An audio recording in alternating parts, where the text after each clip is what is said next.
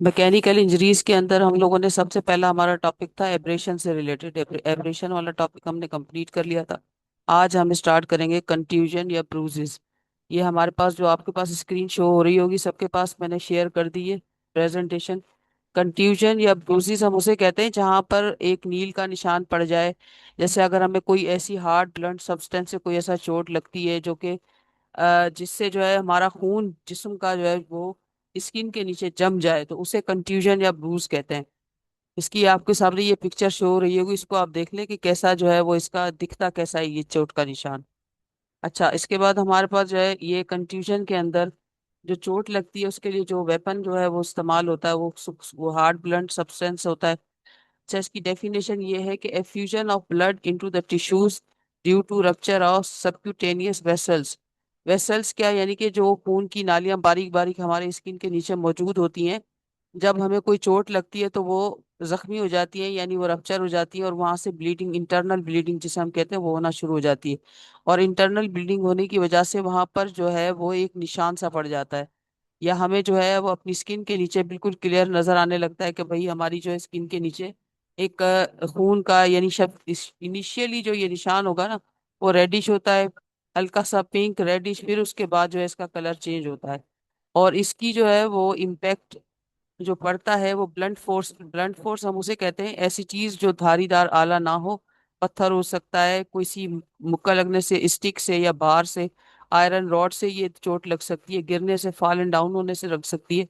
और इसकी कैरेक्टरिस्टिक्स ये हैं कि ये पेनफुल होता है, उसमें तकलीफ होती है, स्वेलिंग हो जाती है उस जगह पे।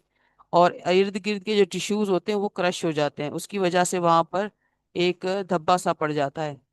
अच्छा, और इसमें कंटिन्यूटी ऑफ स्किन नहीं जो है ना वो ब्रेक नहीं होती, यानी ऊपर से स्किन जो होगी वो बिल्कुल ऊपर उसकी कंटिन्यूटी सही रहेगी, उसके ऊपर किसी किस्म का कोई कट नहीं लगेगा। लेकिन क्या होगा कि इंटरनल ब्लीडिंग होगी इसके अंदर।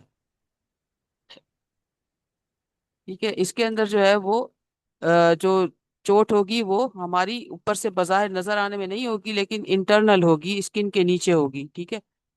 अच्छा, इसका साइज जो है वो डिफरेंट हो सकता है डिफरेंट केसेस के अंदर। जरूरी नहीं है कि सबको ए जो है राउंड हो या वर्टिकल हो, इसकी शेप्स डिफरेंट हो सकती हैं। ये डिपेंड करता है कि चोट कैसे लगी है, किस जगह पर लगी है, उसके सर्कमस्टेंसेस क्या थे उसके मुताबिक।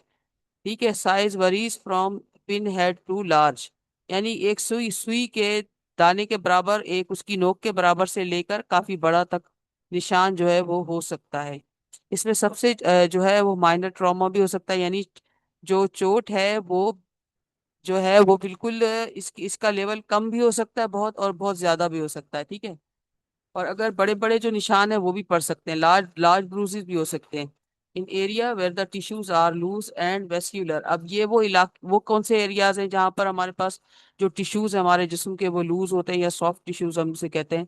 तो ये हमारा चेहरा हो गया, या हमारे पेट पेट का हिस्सा जिसे हम जो है स्क्रोटम, या फिर वेजिनल पार्ट जो है वो हमारा, यानी मसाने वाला हिस्सा, ये जिस्म जो है हमारा नरम, ये हमारे जिस्म का जो है नरम हिस्सा कहलाता है। या यहाँ पर जो टिश्यूज होते हैं वो सॉफ्ट टिश्यूज होते हैं और लूज टिश्यूज होते हैं। तो वहां पर क्या होता है कि ऐसी जगहों पर ये निशान जो है ज्यादा बड़ा पड़ सकता है, वहां पर चोट जो है वो गहरी भी लग सकती है, इंटरनल ऑर्गन को भी जो है वो किसी किस्म का नुकसान पहुंच सकता है।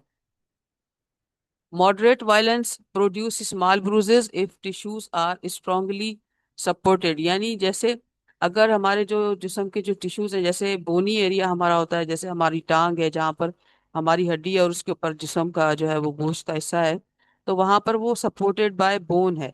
तो ऐसे एरियाज के ऊपर जो होगा इसका इम्पैक्ट वो मॉडरेट होगा, लेकिन जहाँ पर लूज टिश्यूज होंगे तो इसका इम्पैक्ट जो होगा वो गहरा या डीप हो सकता है। ठीक है। अच्छा, उसके बाद ये कि फाइब्रोसेंट कवर्ड विद द थिक एडर्मिस, यानी स्कैल्प हमारा, या ऐसी जगह जहां पर हमारी जो स्किन है थोड़ी सी मोटी हो, जैसे हमारे हथेली का हिस्सा हो गया, और उसके अलावा हमारे एब्डोमेन का हिस्सा है। ठीक है। Mark abrasion seen, mark mark जो है या उसका जो निशान है एब्रेशन का वो हम देख सकते हो, हमें बिल्कुल वाज़ेह नजर आएगा जिस्म पे। ऑन टिश्यूज ओवरलेइंग बोन्स, जो सबसे ज्यादा वाज़ेह जो इसका निशान पड़ता है वो पड़ता है ऐसी जगह पर जहां पर जो है वो बोन, हमारी ये हड्डी जो है वो स्कैल्प के बिल्कुल नीचे उसके सपोर्टिंग ये अंदर होती है। जैसे हाथ हो गए, टांगे हो गई हमारी। अच्छा, उसके अलावा ये कि जो वुमेन्स या चिल्ड्रन की जो स्किन होती है वो क्योंकि बहुत ज्यादा सॉफ्ट होती है, तो उसके ऊपर ये निशान बड़ी जल्दी पड़ जाते हैं। या ओल्ड एज लोग होते हैं, उनका जिस्म बहुत ज्यादा जो है वो फ्लेजल वो फ्रेजाइल किस्म का होता है, तो उसके उनके ऊपर भी ये जो निशानात हैं ये जल्दी पड़ जाते हैं। अच्छा, स्मॉल जो ब्रूजेड है डेवलप इन, जो छोटे छोटे जो पड़ते हैं, अगर ये कोई जैसे मिसाल के तौर पर चोट नहीं लगी, वायलेंस नहीं हुई, तो उसके अलावा अगर कौन सी वो जो है बीमारी है या कौन सा और रीजंस हो सकते हैं इसके अंदर। हेमोफीलिक जो पेशेंट्स होते हैं, अगर उनकी बॉडी के अंदर ब्लड जो हेमोग्लोबिन है वो कम हो जाता है, तो उनकी बॉडी के अंदर भी जो है वो स्मॉल स्पॉट्स वगैरह उनकी बॉडी पर अपीयर हो जाते हैं। उसमें जरूरी नहीं होता कि उसके अंदर जो है वो किसी किस्म की चोट नहीं लगी होती बंदे को, लेकिन क्योंकि रीजन उसका क्या होता है वो निशान पड़ने का, बॉडी के अंदर जो है वो हेमोग्लोबिन की कमी होने की वजह से हो सकता है, लुकीमिया के पेशेंट्स को हो सकता है, या फिर जिनको वूपिंग कफ होती है, जिसे हम जो है कहेंगे काली खांसी, या इस तरह की जो चीजें हैं, बीमारियां हैं, उसमें भी बॉडी के ऊपर निशानात पड़ सकते हैं। लेकिन वो फिर वायलेंस के जरिए नहीं पड़े होते हैं, वो क्योंकि बीमारी की वजह से भी पड़ सकते हैं ना। तो इसलिए इसको हम कह सकते हैं कि ये बीमारी के साथ, बीमारी से भी ये प्रॉब्लम क्रिएट हो सकती है, इस तरह की जो है वो जिस्म के ऊपर ब्रूजेस के निशानात हो सकते हैं, लेकिन वायलेंस के नतीजे में भी हो सकते हैं। इसकी साइट क्या हो सकती है, जिस्म के कौन से हिस्से पर ये हो सकते हैं? It may not indicate the site of violence due to gravity shifting of blood. क्या होता है कि इसमें क्लियर नहीं पता लगेगा कि किस जगह के ऊपर जो है वो चोट लगी है, क्योंकि क्या होता है कि अंदर खून जो है वो फैल जाता है, तो एक खास चोट वाले हिस्से को आइडेंटिफाई करना थोड़ा सा इसमें डिफिकल्ट होता है। अच्छा, for example blow to forehead shows around the eyes. क्या होता है कि सामने के हिस्से में अगर हमें कोई चोट लगती है, तो उसके नतीजे में क्या होता है कि हमारे आंखों के गिर्द जैसे बिल्कुल राउंड शेप के अंदर बहुत बड़ा निशान सा पड़ जाता है। अच्छा, इसकी जो यूजुअली शेप होती है, ज्यादातर जब चोट लगती है हमें, इंटरनल इंजरी जो होती हैं उसके अंदर, वो राउंड शेप होती है इसकी। और उसके पैटर्न्स जो है डिफरेंट भी हो सकते हैं। पैटर्न एब्रेशन हो सकता है रिप्रेजेंट द ऑब्जेक्ट। कभी कभी जो जिस चीज से हमें निशान लगता है उसका पूरा का पूरा जो है उसके ऊपर नक्शा बन जाता है, उसको कहा जाता है कि ये पैटर्न एब्रेशन है। उसके ऊपर जिस ऑब्जेक्ट से चोट लगी होगी उस ऑब्जेक्ट की पूरी जो है वो शक्ल छप जाएगी। अच्छा, एलोंगेटेड या लंबाई में अगर निशान होगा तो वो स्टिक से हो सकता है, वाइप्स के जरिए हो सकता है, यानी कोड़े वगैरह जैसे ये रस्सी वगैरह इससे, या जो है वो केन वगैरह से हो सकता है। अच्छा जी, इसके अंदर जो है वो रेडिएटर या ग्रिल जो जो गर्म जो होती हैं उसके साथ अगर किसी किस्म की बॉडी आपकी जो है वो टच होती है, तो उससे भी जो है रोड एक्सीडेंट्स के अंदर जो है अक्सर लोगों को इस तरह के निशानात जो है वो पड़ जाते हैं। अच्छा जी, इसके एज का कैसे पता चलेगा? अगर ये फ्रेश होगा तो ये रेडिश होता है। जैसे जैसे इसकी जो है टाइम इस चोट को गुजरता जाता है, वैसे वैसे क्या होता है कि इसके अंदर जो निशान होगा उसका कलर चेंज होता जाएगा, रेड से वो ब्लू हो जाएगा, ब्लू से ब्लैक या ब्राउनिश होगा, और जो है 4 से 6 दिनों में ये ग्रीन होकर, और फिर उसके बाद जब गायब होने लगता है सबसे पहले वो येलो हो जाता है, और फिर हमारी जो स्किन है वो नॉर्मल हो जाती है। तो इसकी जो एज डिसाइड होगी इसके कलर के जरिए होगी। अगर कोई भी शख्स मेडिको लीगल ऑफिसर के पास आता है कि भाई मेरे साथ ये वाकया, मुझे जो है वो चोट लगी है या इस तरह का कोई मसला है, तो उसको जो है कलर देखा जाएगा उसकी चोट का कि कितनी देर हो चुकी है इसको चोट लगे हुए। ठीक है, अपना 1 घंटे से लेकर 3 दिन के अंदर तो उसका ब्लूइश हो जाता है, लेकिन अगर वो चोट ताजा ताजा लगी होगी तो कलर उसका पिंकिश होगा। और मेडिको लीगल पॉइंट से इसकी इंपॉर्टेंस क्या है? ये पैटर्न ब्रूजेस इंडिकेट वेपन और ऑब्जेक्ट। अगर कोई पैटर्न ब्रूज, यानी कि उसको हम कहते हैं कि जहां पर जो चोट जिस चीज से लगी होती है उसकी पूरी की पूरी जो है वो शेप बन जाती है, उसे पैटर्न ब्रूज कहा जाता है। अगर पैटर्न ब्रूज होगा तो उसके अंदर तो ये पता चल जाएगा भाई कौन सा इसके अंदर वेपन इस्तेमाल हुआ है, और कौन से ऑब्जेक्ट से जो है ये इंजरी काज की गई है। और साइज इंडिकेट होता है, डिग्री ऑफ वायलेंस का पता चलता है इससे कि जो वायलेंस है वो कितना ज्यादा जो है वो हाई इंटेंसिटी से हुआ है या कम इंटेंसिटी से हुआ है। और एज ऑफ इंजरी का यानी वक्त का पता चलता है कि कितना टाइम हो गया है चोट को लगे हुए। और इसके अलावा ये कि मैनर ऑफ असॉल्ट, थ्रोटलिंग, अगर गला दबाने के जो केसेस आते हैं तो ब्रूसिस का निशान उसका भी गर्दन के ऊपर जो है ब्रूस के निशानात पड़ जाते हैं। उससे जो है वो मैनर ऑफ असॉल्ट, यानी किस तरीके से किया गया असॉल्ट का जो मैनर है वो भी, और ये सारी चीजें इससे जो है वो पता चलती हैं।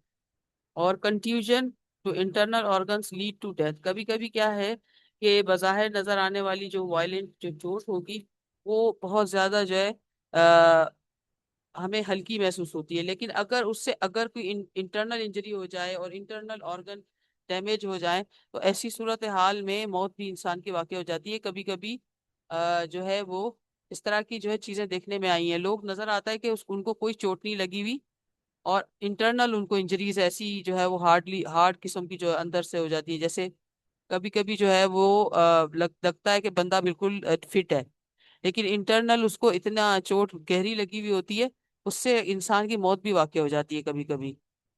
जैसे आयरन रॉड के केसेस के अंदर अक्सर देखा जाता है कि बज़ाहिर नजर आने वाली जो चोट होती है वो इतनी ज्यादा जो है वो नहीं नजर आ रही होती, लेकिन इंटरनल इंजरी जो उससे काज होती है आयरन रॉड से या स्टोन से, वो ज्यादा जो है डीप होती है। उसका जो है वो अ, असरात जो है वो बड़े फेटल हो सकते हैं।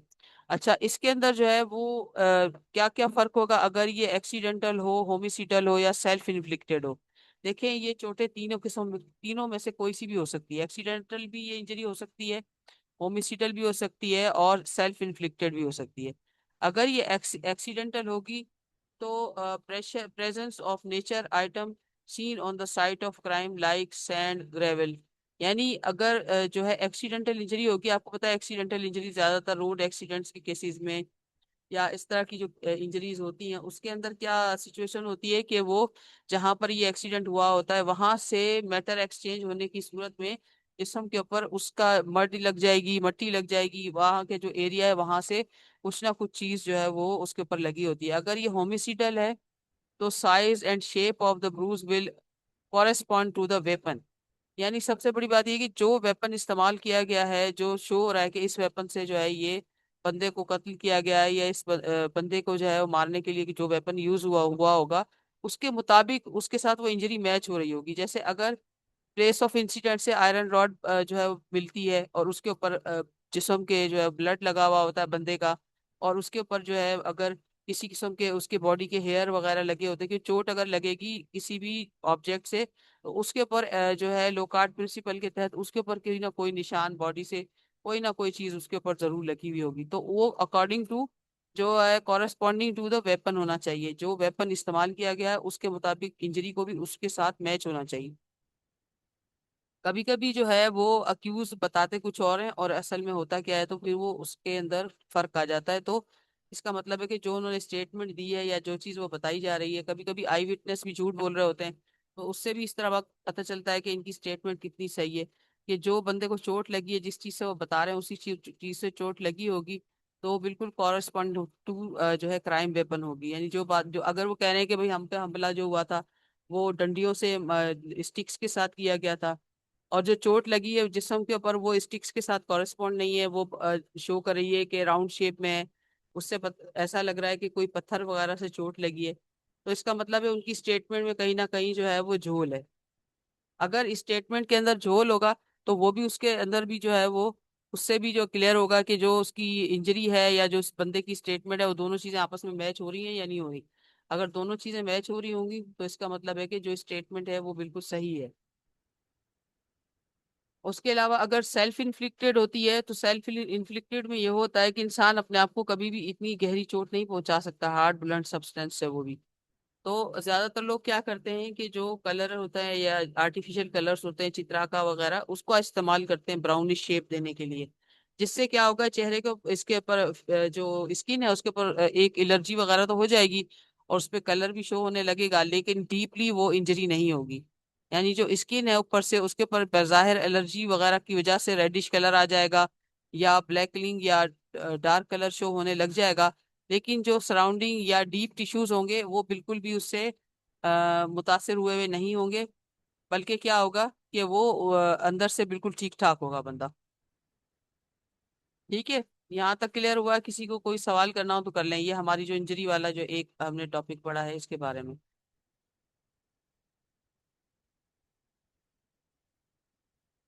क्वेश्चन कर लें आप, भले अपनी माइक को अनम्यूट कर लें और क्वेश्चन कर लें। अगर किसी के जहन में कोई सवाल आ रहा है तो पूछ लें।